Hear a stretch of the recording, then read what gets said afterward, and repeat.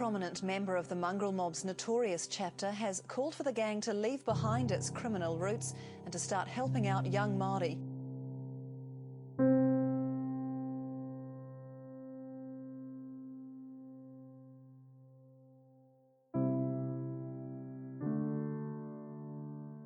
My name is Susan Robertson, or Brown. It was Brown before, and I'm the granddaughter of Ihai and Mary Hitter, and also the English ones. I obviously didn't know them. And we're from the tribes of Te Uriuhua, Katatirako. That's the complete. There's a book which says the puri trees are laughing, and that's Katatirako. That's the full. My grandmother was Mary Ihai Hitter. She was from Waima. I think she's from Ngāti Rangi. That tribe, which is in the north as well.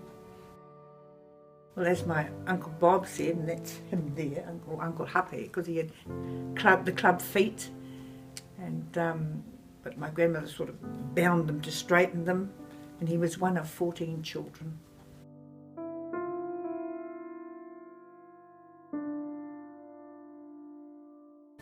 Kia ora mana tātou. Ako Matt Maihi Aho. I'm the chairman of the Ōrākei Marae. I have been the chairman for the last 25 years. I suppose firstly you always look up to your parents. They were the ones that give you, teach you how to walk, teach you how to talk, make you run when you had to run, and it's just life. And all the kids my age group, we all were centred at the marae and were looked after by the elders. Then there was a time in the 50s where our land down at Ōkahu Bay was being taken, and we had to move up into state homes. It was quite sad for us because they burnt all the homes. The marae was burnt down at the same time, and our people had to walk up. My grandmother, she was the boss of the marae in those days. All of the women wore the pants, but this woman was a pretty big woman. She was, my dad was a big guy, but this woman was even bigger than my dad, because even he had to shrivel up and say, yes mum, no mum.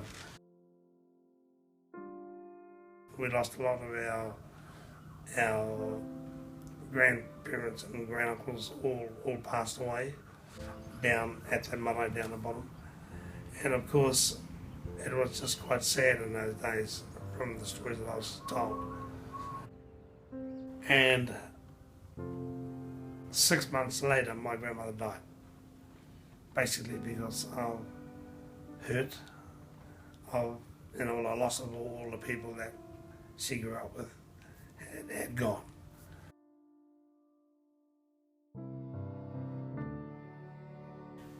And as I went with my grandmother, and she used to take me everywhere with her to cemeteries. And getting up early in the morning, she said, e tuti, haere mai, no shoes, cold, and early hours in the morning, and she used to call to the Mōpoks across the creek, because there was a creek which ran past their houses, to speak to the Mōpoks to tell them to go out, because they were to the Māori a portent of death or evil. But I actually like the birds, they're beautiful. Now I think they are. I was very scared of them at that time. Wipe our feet dry. I think she had shoes, I didn't. And her son and daughter were there. Did a water ritual which was seven, I think, and the water was beautiful and icy and crystal clear. And one always went to your head, one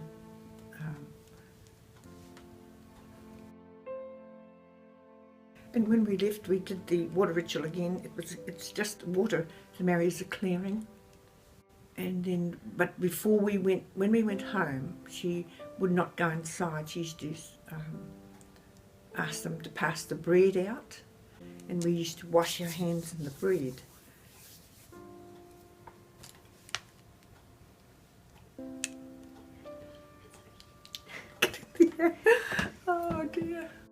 Anyway, she had a fur coat, beautiful fur coat.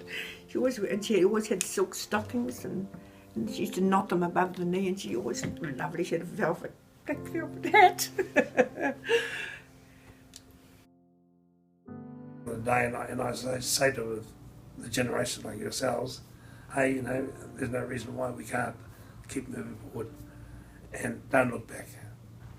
Keep going and keep pushing forward. So. But I think that the language is part of the Maori people, and that is them. They are tangata whenua, then stand proud and be that.